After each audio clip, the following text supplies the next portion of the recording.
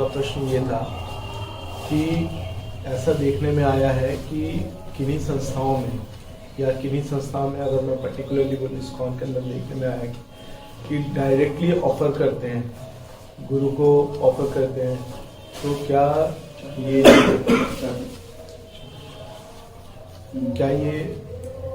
सही है, शास्त्रीय है, या शास्त्रीय क्या चीज होना चाहिए?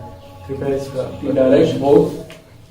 डायरेक्ट भोग जैसे गार्लैंड ऑफरिंग है महाराज जी, तो गार्लैंड लेके आए और डायरेक्टली गुरु को ऑफर कर दिया। अभी दो प्रश्न इसमें मिक्स है, तो हम आपके मिक्स प्रश्न को अलग अलग करके उत्तर देते हैं। पहला प्रश्न है आपका कि आप जैसे गुरु पूजा में जाते, देखिए आप आपसे प्रश्न इसलिए पूछ पा रहे हैं कि आपको पता है कि वहां पे भी हम 15 वर्ष रहे थे लगभग, वहां पर पूरी कम्युनिटी को बिल्ड किया था और हजारों लोग जो थे वो सब फॉलो करते थे। तो वहां का पक्ष तो हमें निश्चित रूप से पता ही है, इस्कॉन का पक्ष। अब यहाँ पे भी हम लगभग 15 वर्ष से हैं, तो निश्चित रूप से यहाँ का पक्ष भी पता ही होगा। जब हमारे गुरुदेव ने बोला कि ये किसी जिम्मा दिया है कि इस पक्ष को उनके जाने के बाद कि सबको प्राप्त हो, तो ये पक्ष भी हमें पता है, वो पक्ष भी पूर्ण रूप से पता है। तो जब गुरु पूजा होती है इस्कॉन में, तो सीधा प्रभुपाद जी के चरणों में पुष्प चढ़ा दिए जाते हैं और फूल माला भी बाजार से लाके सीधा प्रभुपाद जी के गले में पहना दी जाती है। तो प्रश्न है क्या ये सही है या गलत है? देखिए, शास्त्रीय उत्तर जानना चाहते हैं तो हम हैं आपके सामने।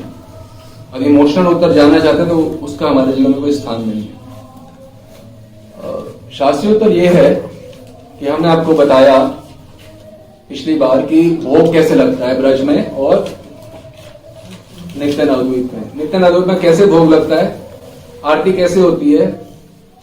आरती होती है नित्य नवद्वीप में पहले महाप्रभु की, वो प्रभु हैं, नित्यानंद प्रभु की, वो भी प्रभु हैं, और अद्वैताचार्य की, वो भी महाविष्णु में प्रभु हैं। तो तीनों की आरती होती है। क्या हमने बोला कि पंच तत्व की आरती होती है? तीनों प्रभु की आरती होती है। आरती दी किनको जाती है? सबसे पहले गदाधर पंडित को दिया जाता है प्रसादी, डायरेक्ट नहीं। उसके बाद श्रीवास पंडित, स्वरूपादि गोस्वामी, इत्यादि इत्यादि।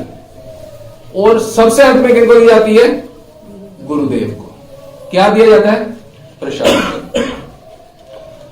तो आप यहाँ गुरु पूजा कर रहे हो, यदि आप गौड़िया वैष्णव हो, आप मान लीजिए नित्य नवद्वीप में हो, तो आप अपने गुरुदेव को सीधा क्या उनको सीधा माला पहना दोगे? कैसे करोगे? पहले महाप्रभु को माला अर्पण की जाए, जो महाप्रभु को फूल दिए जाएंगे, और जो प्रसादी फूल हैं वो गुरुदेव के हाथों में, उनके चरणों में नहीं दिए जाएंगे फूल। गौड़िया वैष्णव अपने गुरुदेव के चरणों में कभी फूल नहीं देते हैं। 40 साल से कुछ लोग कर रहे होंगे, पर नहीं मालूम है शास्त्रीय ज्ञान, तो निश्चित रूप से सही तो नहीं हो रहा, और सही नहीं हो तो निश्चित रूप से गलत हो रहा है। Save yourself. गुरुदेव को प्रसादी पुष्प चंदन दिया जाता है, वो भी उनके हस्त में या माथे पे चंदन लगा दिया जाता है, और माला जो होती है गौर प्रसादी होती है, वो दी जाती है। और ये तो हुई एक बात। दूसरा,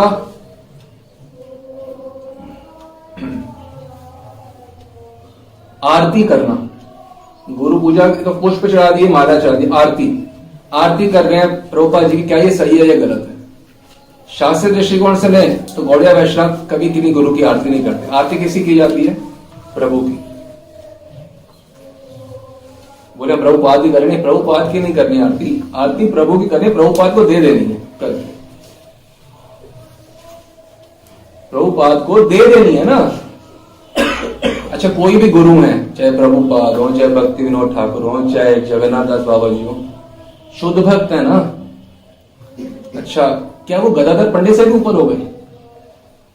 क्या वो शिवास पंडित से भी ऊपर हो गए? आरती से 3 की जाती है। गदाधर पंडित की भी आरती नहीं होती है नित्य नवद्वीप में। श्रीवास पंडित की आरती नहीं होती है नित्य नवद्वीप में। स्वरूप दामोदर गोस्वामी, रामानंद राय, जो ललिता विशाखा हैं, उनकी भी आरती नहीं होती है। उनको प्रसादी आरती दी जाती है। पहले महाप्रभु की आरती कर ली प्रभु की, उसके बाद स्वरूप दामोदर गोस्वामी जो कि ललिता विशाखा हैं, और सबकी आरती करके अंत में जाके गुरुवर्ग के बाद, द्वारी के बाद जाके गुरुवर्ग, पूरे गुरुवर्ग को आरती दी जाती है। अंत में गुरुदेव को प्रसादी, वो भी अंत में बहुत पार्षदों को देने के बाद अंत में गुरुदेव को प्रसादी दी जाती है। गुरुदेव इसी से प्रसन्न होते हैं। जो वास्तविक गुरु हैं वो कभी स्वप्न में भी अपनी आरती नहीं करने देंगे और सीधा माला नहीं पहनेंगे जो भगवत प्रसादी नहीं होगी, जो गौड़िया वैष्णव।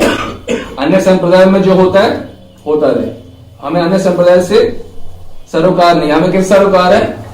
हमारे गौड़िया वैष्णव आचार्य किस प्रकार से।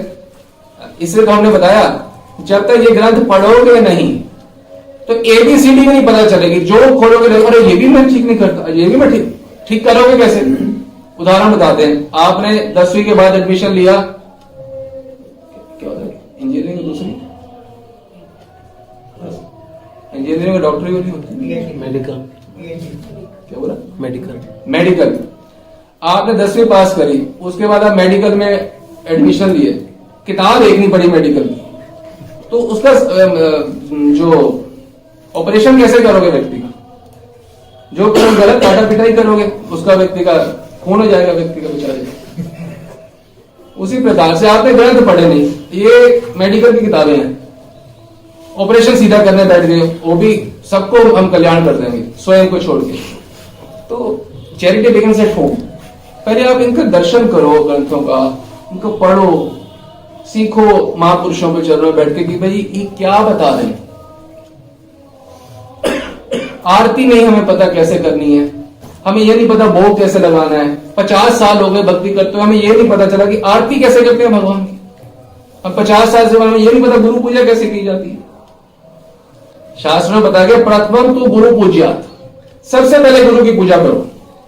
हम भी तो यही कह रहे हैं, हम भी तो ये शास्त्र बता रहे हैं प्रथम तो गुरु पूज्यात्। पर कैसे करो गुरु की पूजा? पहले भगवान की पूजा करो, सारा प्रसादी जो हो वो उच्चिष्ट से गुरु की पूजा की जाती है। गुरु की पूजा केवल उच्चिष्ट से की जाती है, सीधी नहीं की जाती।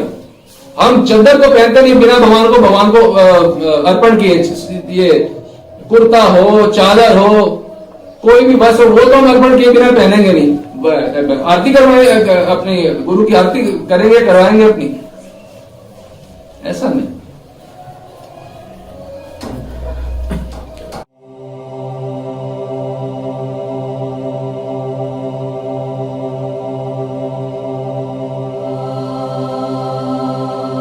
गदाधर पंडित, श्रीवास पंडित की भी आरती नहीं होती है, तो किसी और की आरती हो सकती है? यदि आप बुद्धिमान हो तो आपको एक्सप्लेन करने की जरूरत नहीं है। पर यदि कोई इंस्टीट्यूट फेनेटिसिज्म है तो वृथा जन्म गिरोता,